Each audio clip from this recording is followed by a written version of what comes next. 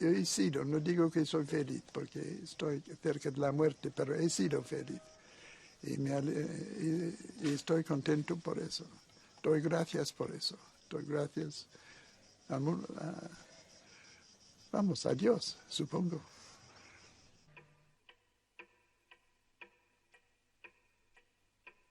«88 años. Nacido en Malta, de familia inglesa, al cabo de su vida, esta es la voz de uno de los últimos viajeros románticos. La voz de un hombre que quiso conocer todo el mundo, el amor y la poesía, y acabó enamorándose de una tierra lejana con un extraño nombre: las Alpujarras».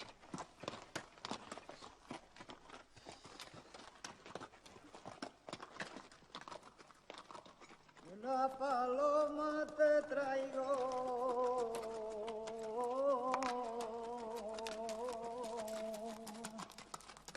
que del nido la cogí,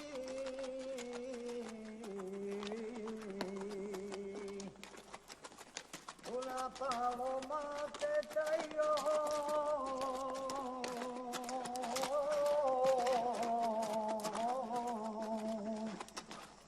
tu madre quedó llorando, y como yo lloro por ti.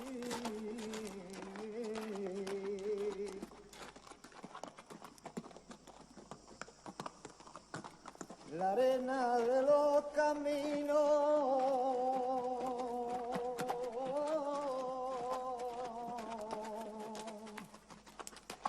la pisan los caminantes,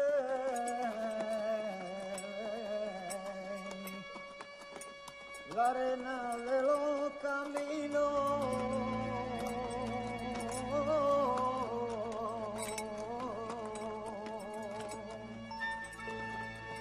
y la hija del sereno,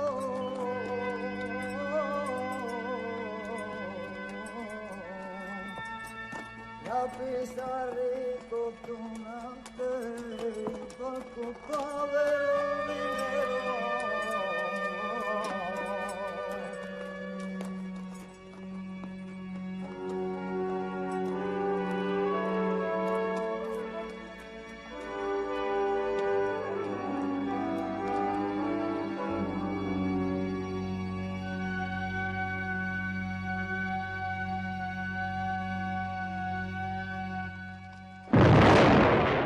1914.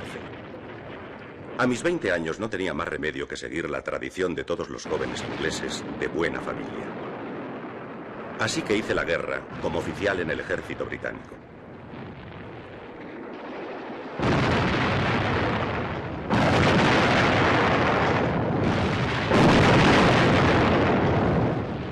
Pero yo quería ser escritor. Sin embargo, era consciente de mi incultura porque mis estudios eran escasos. Así que al término de la guerra, y antes de decidir lo que iba a hacer con mi vida, deseaba pasar unos años inmerso en el modo de vida mediterráneo, leyendo los más de 2000 libros que había reunido. Llegué a España por primera vez en septiembre de 1919. Tenía 25 años. Buscaba una casa en la que pudiese vivir una temporada lo más larga posible con los muy escasos ahorros de mi paga de oficial. Casi todo lo que sabía sobre este país se reducía a que había sido neutral durante la guerra y, por tanto, imaginaba que la vida resultaría allí barata. Para mí esto era esencial. Aunque parezca mentira, fueron simplemente unas postales de la Alhambra que mi abuela trajo de un viaje suyo y que me impresionaron siendo niño, las que me impulsaron a elegir Granada. Pero allí no conseguí encontrar ninguna casa para alquilar.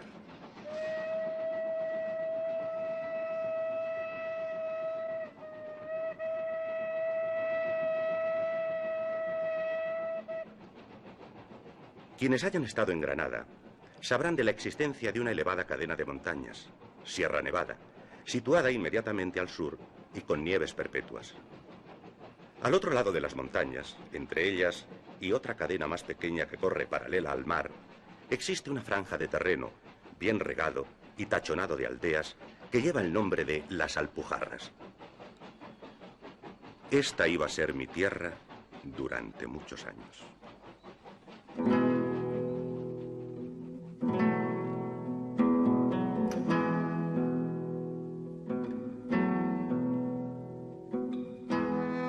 Se puede hablar de dos Alpujarras. La más occidental tiene como centro un pueblo llamado Órgiva.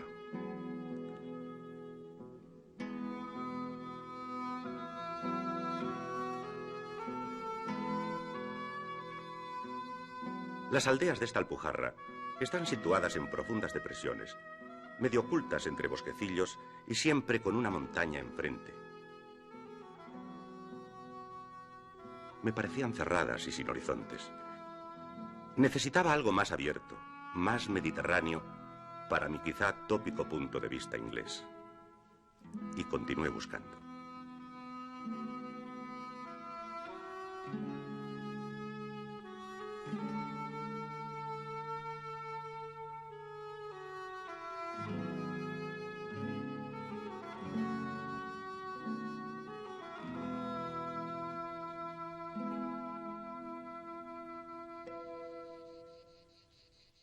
Pero la búsqueda de una aldea a mi gusto fue terrible. Caminaba sin descanso por aquella durísima geografía en la que siempre hay que trepar o descender por pendientes muy duras. Agotado y con una escasa alimentación de naranjas y queso, caí enfermo de un ataque de disentería. Pero me impuse la obligación de continuar mi camino durante al menos 2 semanas, aguijoneado por el miedo a estropear demasiado rápidamente mi precario equilibrio económico si me detenía a descansar y recibir tratamiento médico. De esta suerte recorrí las 30 aldeas más o menos de la Alpujarra occidental, altas e inaccesibles, sin encontrar una casa adecuada que alquilar. Descorazonado y con mi dolencia en un estado cada vez peor, me encontré una tarde en una aldea de la cadena costera. Aquí, en una posada llena de chinches, en la que el único alimento consistía en un arroz aceitoso, cocinado con el bacalao más nauseabundo, mi enfermedad llegó a su punto crítico.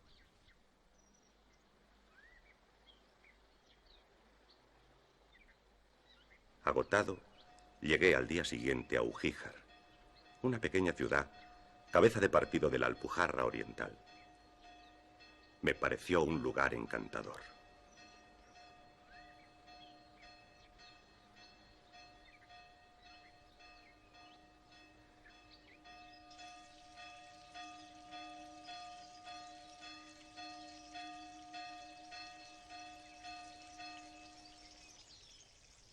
Aquí, en Ugíjar, encontré por fin una posada tolerable, libre de insectos. Dormí 15 horas. Al día siguiente, hacia el norte, pude ver a lo largo del flanco de Sierra Nevada una hilera de aldeas rodeadas de bosques de olivos y de árboles frutales. Evidentemente, desde aquellas laderas se dominaba el paisaje hacia el sur. Esta otra Alpujarra es más abierta. Me gustó este paisaje de amplios horizontes. Tras un día o 2 de descanso, me puse a explorar estas aldeas. Y en una de ellas encontré al fin una casa en alquiler. El propietario no podía entregármela hasta el año nuevo. Así que decidí pasar los 2 meses que faltaban en Málaga, donde mediante el descanso y una dieta estricta esperaba librarme de mi disentería.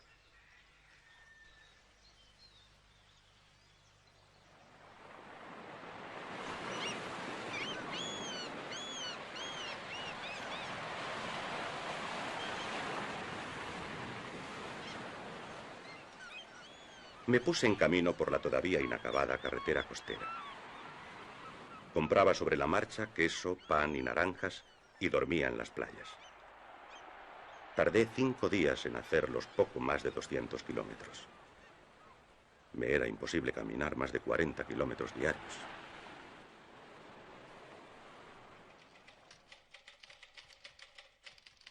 Gerald Brennan, escritor. Autor de un libro considerado en toda Europa como la referencia más importante para comprender los antecedentes inmediatos de la Guerra Civil Española. Un libro que en los años del franquismo se pasaba clandestinamente de mano en mano. El laberinto español.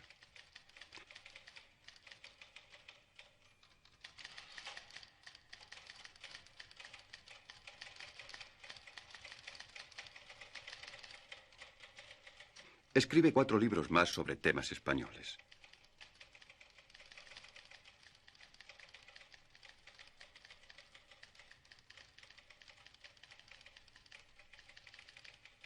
En 1957 publica Al sur de Granada.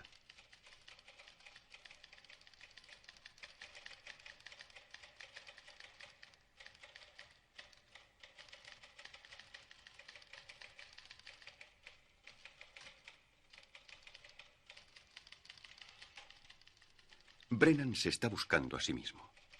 El racionalista y el romántico conviven en él, y quizá lo hagan toda su vida. Así, en un mismo libro se cruzan y mezclan las observaciones exactas del historiador, del antropólogo con mirada científicamente moderna, y el temperamento romántico, las reflexiones nostálgicas sobre una cultura campesina que está a punto de desaparecer. Un libro admirable cuyo protagonista es el paisaje y las gentes de un pequeño pueblo alpujarreño, Yegen.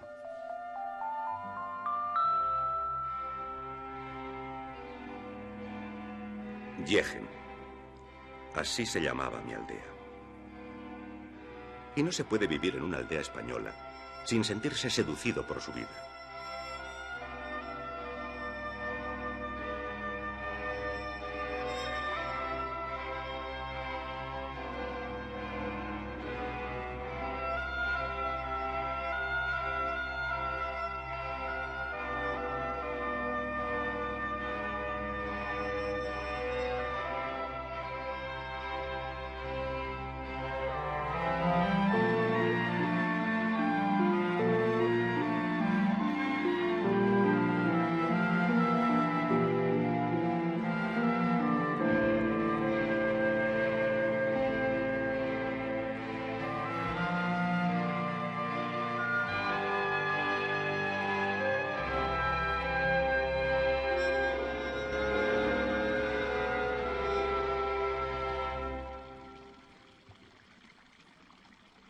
Nunca olvidaré mi primer día en Yegen.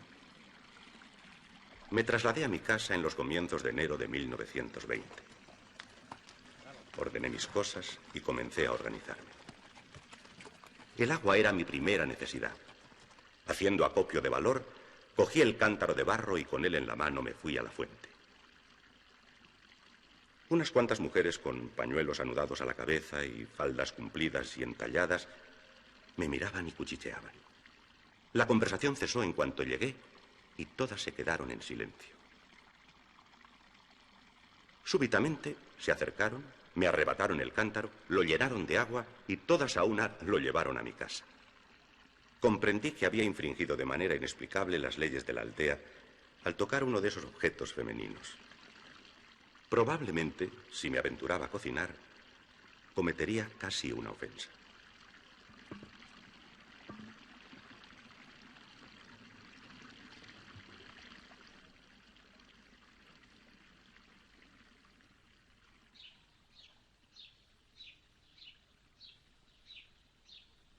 La casa que me alquilaron por 120 pesetas al año, me gustó mucho.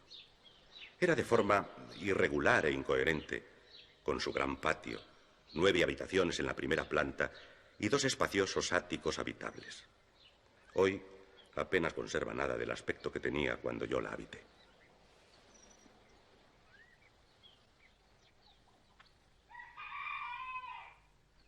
Aquella primera tarde, mientras barría la casa, noté cómo desde las ventanas del otro lado de la calle me observaban unos rostros femeninos que desaparecían tan pronto los miraba.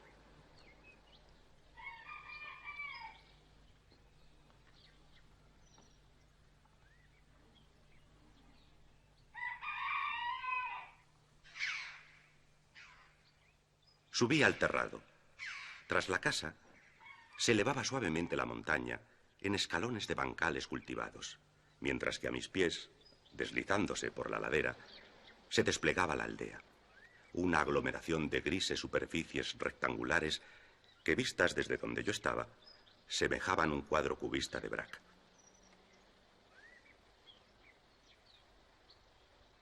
Estaba contemplando este panorama cuando de la trampilla de mi azotea surgió una mujer.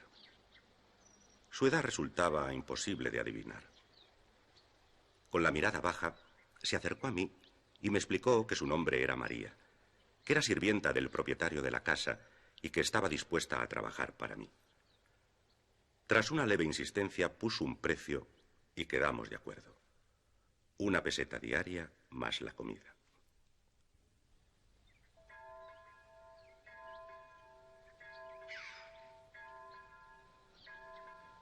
La principal característica de Yegen es su oreada situación.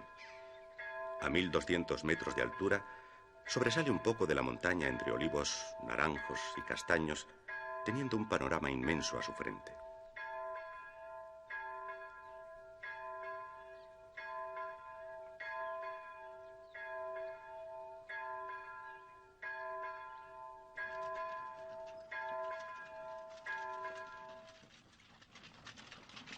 Su población superaba escasamente el millar. Para alojarse, contaba con unas 200 casas de 2 pisos, construidas de tierra y piedras sin labrar y a veces con una tosca capa de argamasa. Hoy han cambiado mucho, pero entonces eran casas sencillas, en las que la mayor parte de la vida se desarrollaba alrededor de la cocina baja, del hogar. Calabaza, calabaza, yo le, calabaza, calabaza, dueño mío te daré. La flor de la calabaza y es una flor amarilla, la que le dan a los mozos sentaditos en la silla. Calabaza, calabaza, yo le... Los tejados alpujarreños, todavía hoy, están hechos con pesadas losas de piedra dispuestas horizontalmente y cubiertas con una gruesa capa de launa apisonada.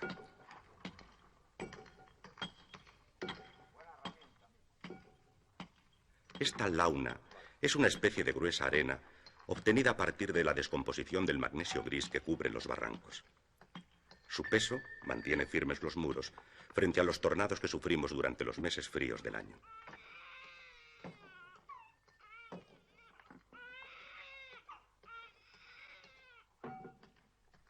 Las calles de las Alpujarras son estrechas, torcidas y empinadas.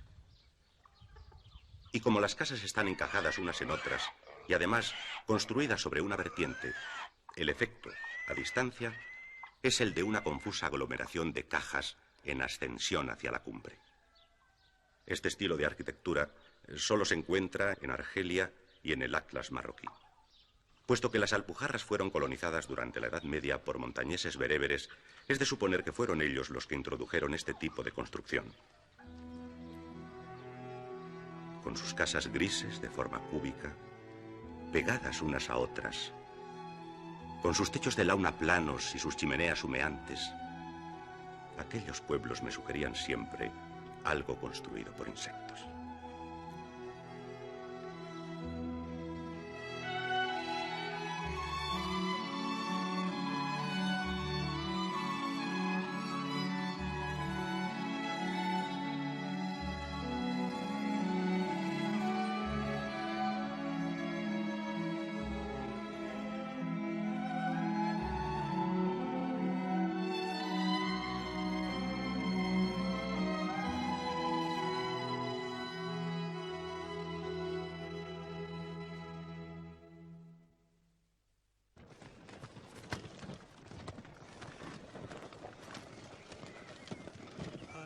olivarillo voy esta tarde y a ver cómo menea la hoja al aire. ¡Tomula! En los olivarillos, niña, te espero con un jarro de vino. Naturalmente, se me preguntará por qué elegí como hogar un sitio tan remoto. Yo trataba de huir de la vida característica entre la clase media inglesa. Hoy, hacer tal cosa me parecería una extravagancia, pero puedo asegurar a cualquiera que se haya hecho hombre después de 1920 que no puede hacerse idea de lo sofocante que era aquella vida.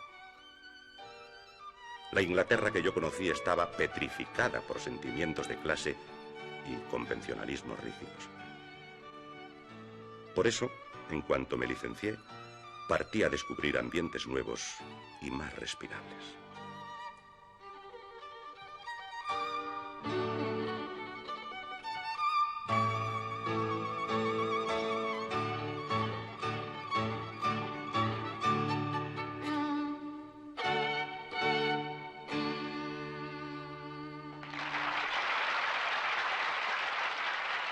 Tras casi 2 años en Yegen, Brennan regresa a Londres. Allí, vuelve a tomar contacto con el llamado Grupo de Bloomsbury, un círculo o tertulia animado, entre otros, por Lytton Strachey y Leonard y Virginia Woolf, un grupo que reunía a lo más brillante de la cultura inglesa de los años 20. Sus valores supremos eran la razón y la verdad. La amistad era sagrada.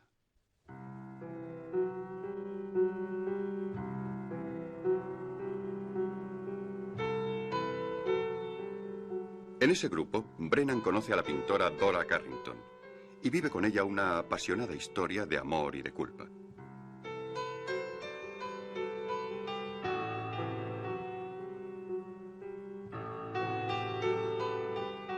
Porque Carrington estaba casada con el mejor amigo de Brennan, Ralph Partridge. Prevaleció, sin embargo, la amistad, y Brennan dedicaría a su amigo el libro Al sur de Granada. Todo esto era una situación impensable en España. El mundo de Bloomsbury estaba en las antípodas del carácter español. Quizá por eso Brennan huye hacia ese pueblecito de las Alpujarras con sus sencillas gentes.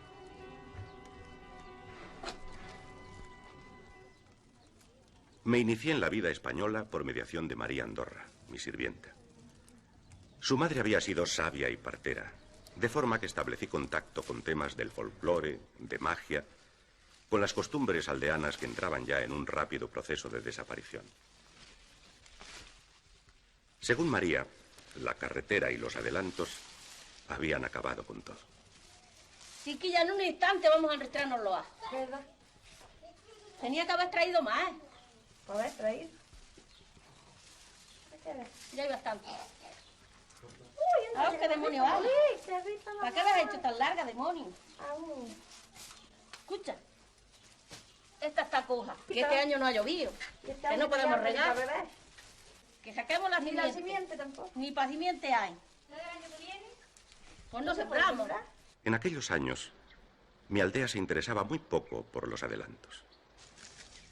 Podía haber tenido luz eléctrica y teléfono, pero cuando se tendieron los cables a lo largo de la carretera, se rechazó la oferta de una cabina. El pueblo se preguntó, con bastante razón, ¿para qué vamos a gastar el dinero en una cosa que nadie va a usar? Y es que mi aldea no sentía ninguna necesidad de contacto exterior, porque era casi autosuficiente. Apenas se comía nada que no se criase en la aldea. Los aldeanos tejían y teñían sus propios paños de lana, sus mantas, sus pañuelos de seda y sus colchas. En otras palabras, la economía de una aldea de las Alpujarras no había cambiado gran cosa desde los tiempos medievales.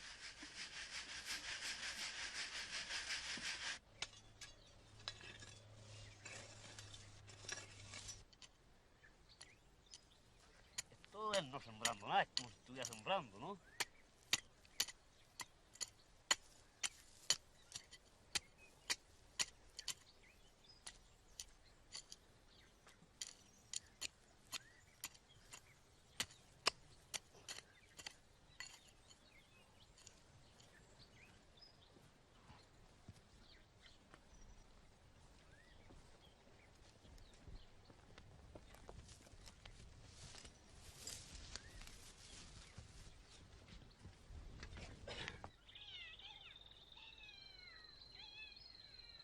No teníamos sacerdote, carecíamos de médico y nuestra fiesta anual era la más pobre de la comarca. Yegen era una aldea sin prestigio. Pero había una cosa que no nos podían negar. Poseíamos el mayor manantial de la región y el agua de mejor sabor. Los españoles aprecian en el agua no solo la abundancia, sino el sabor. Y el de la nuestra, como si tras el goteo de la nieve derretida hubiera estado reposando su calidad en las profundas rocas cristalinas, era de un sabor particularmente exquisito.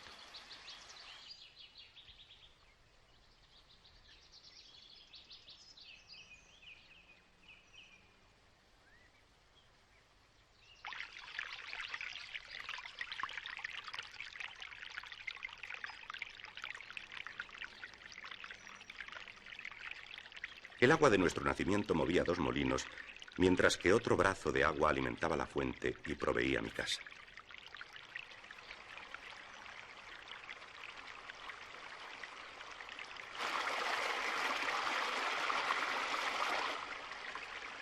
Además, el manantial alimentaba el arroyo en el que las mujeres lavaban la ropa. Gozaban sobre todo con el comadreo, que convertía el lavadero en una forma especial de club. Cualquier hombre que se aventurara a pasar por allí se convertía en el blanco de sus pullas. Les gustaba que las camisas de sus hijos y maridos estuviesen inmaculadamente limpias y blancas, aunque las destrozasen al lavarlas. Porque la noción de limpieza entre los aldeanos españoles consistía en aquel tiempo en cambiar la ropa interior frecuentemente. Como mucho, se bañaban un par de veces al año. El agua estaba fría y se pensaba que el baño podía resultar perjudicial.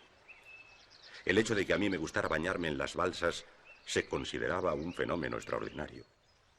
Sin embargo, en el sendero de mulas que llevaba a Yator, había un manantial que alimentaba un diminuto estanque de agua tibia, conocido como el baño de las mujeres. La tradición decía que se había utilizado para ese propósito durante la época mora.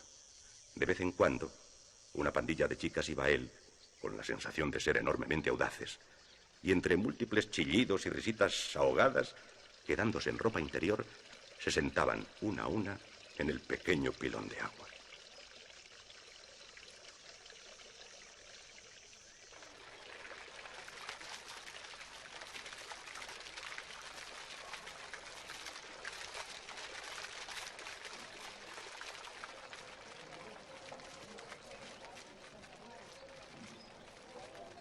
Y las diversiones. No están muertos los pueblos de Andalucía, y excepto en agosto, en que los hombres pasaban fuera toda la noche en la recolección, todas las semanas había baile en una u otra casa.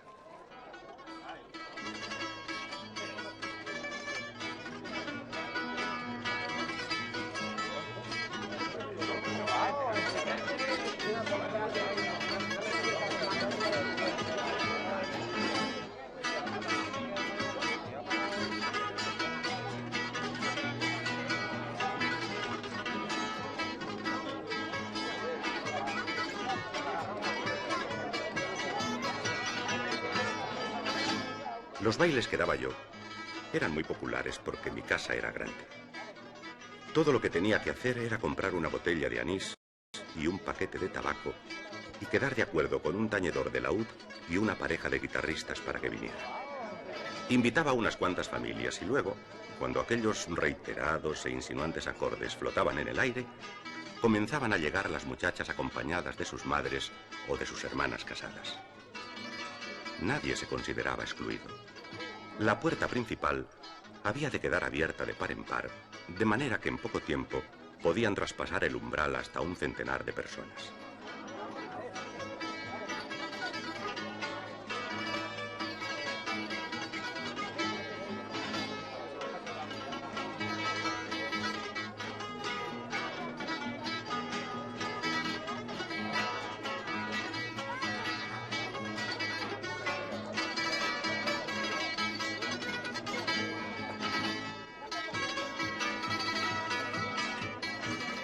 Pero ¿dónde estaban los viejos bailes andaluces? Los fandangos, las sevillanas y las malagueñas. En los últimos 12 años habían caído en descrédito. Cualquier mujer que hubiera llegado a los 35 años podía bailarlos, pero nadie lo hacía delante de otros.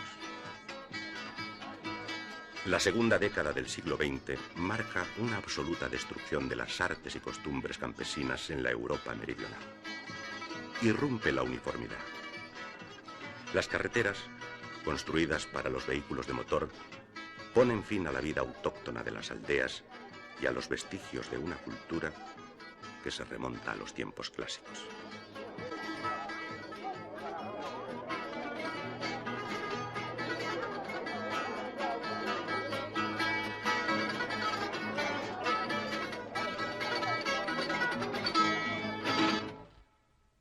En mi refugio español me visitaron muchos amigos.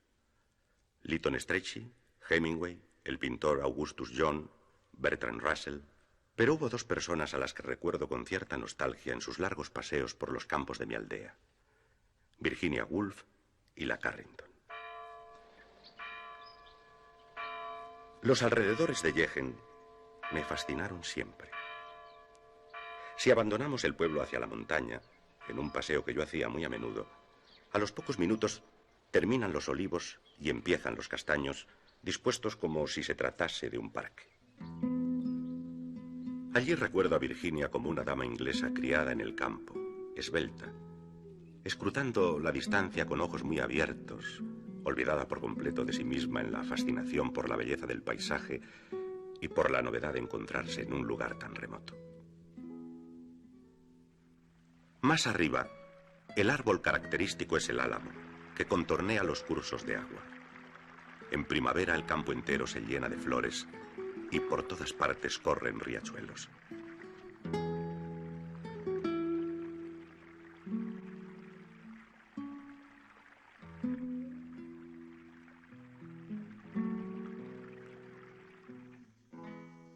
En lugar de escalar la montaña, uno puede abandonar la aldea lanzándose ladera abajo.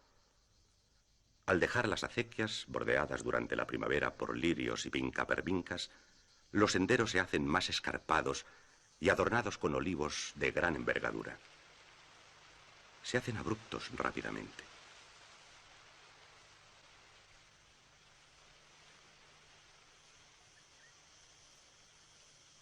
Enseguida se penetra en una región donde los violentos peñascos rojos se precipitan sobre las hondonadas. Aquí se erige Piedra Fuerte, una roca inmensa, de cima plana, con una extensión de unos 500 metros cuadrados, en uno de cuyos lados ha sido excavada una estrecha senda.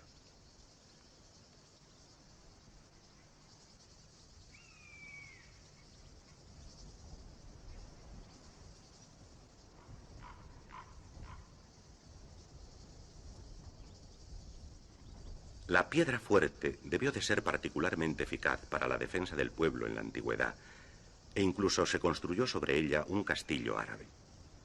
Aunque cuando yo vivía en Yegen, sus ya escasas piedras solamente estaban habitadas por una familia de gatos salvajes.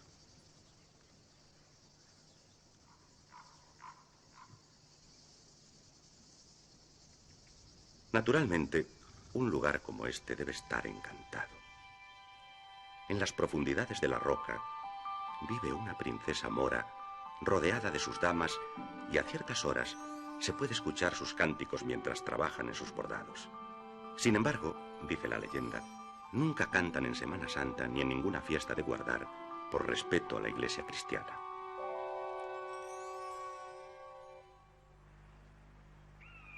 Aquellas hondonadas, aquellos farallones arenosos, eran lugares de una dramática belleza. Más abajo, las colinas sin fin, extrañamente abancaladas, cerraban la peculiar singularidad de este paisaje.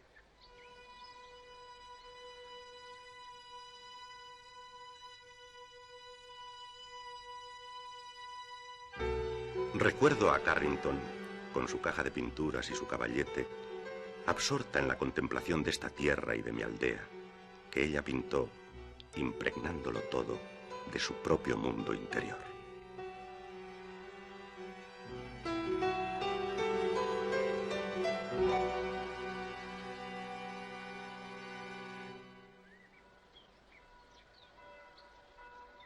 Al igual que muchas de las aldeas de Sierra Nevada, Jaén se compone de dos barrios.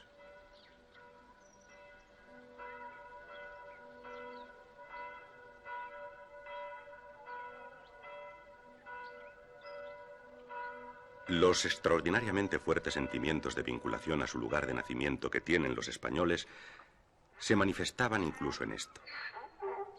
La gente hacía sus amistades principalmente en el barrio donde vivía. Si tenía que mudarse de casa, procuraban no ir a vivir al otro. ¿Y tú? Yo no tengo. Pues yo sí, yo los tengo enteros. ¿Cuántos tienes? Pues yo tengo, a ver, 0 invisible.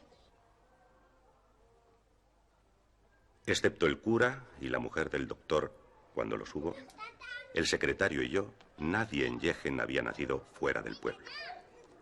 Se comprende, pues, que el sentimiento que tenían estos aldeanos de pertenecer a una comunidad cerrada, como una polis griega, estuviera extremadamente arraigado.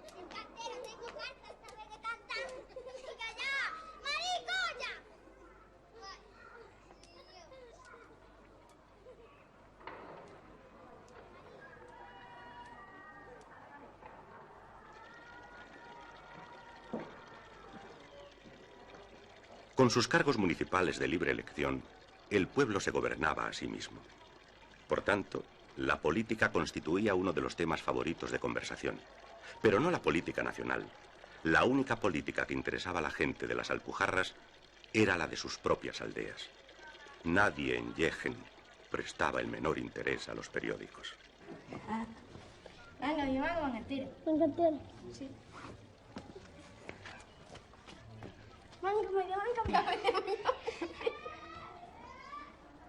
Sin embargo, años después, iba a estallar la guerra civil. Brennan ha vivido todo el desarrollo político español, desde la dictadura de Primo de Rivera, de quien habla con simpatía, hasta el comienzo de la guerra, que va a conocer de cerca trabajando como corresponsal. Brennan no es en absoluto un hombre de izquierdas, pero analiza profundamente la situación e inclina sus preferencias hacia la República.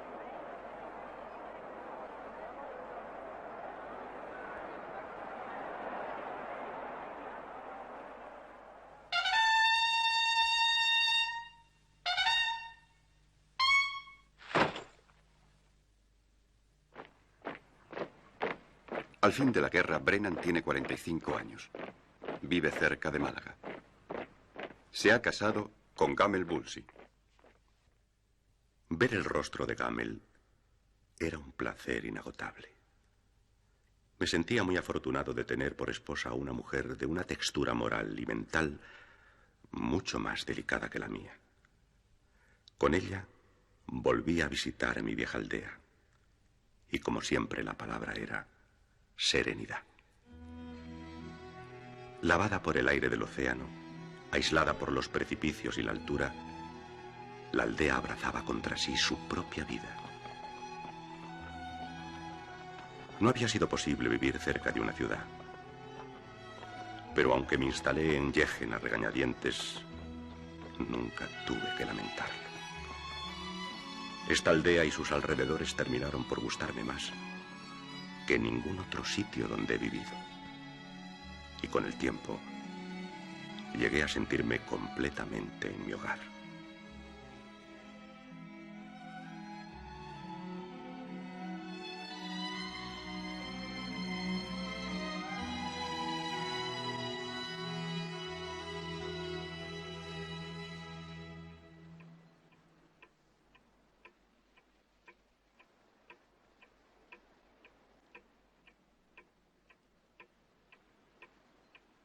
Pero ahora sí quiero morirme. Y con el mismo optimismo que antes. Yo creo que yo personalmente he vivido bastante. Porque veo que todo alrededor de mí está terminándose. Ya mi familia ha desaparecido, se ha muerto. Y es triste eso, perder tantas cosas. Perder siempre es triste. Yo no espero nada. No quiero molestar a nadie, es todo.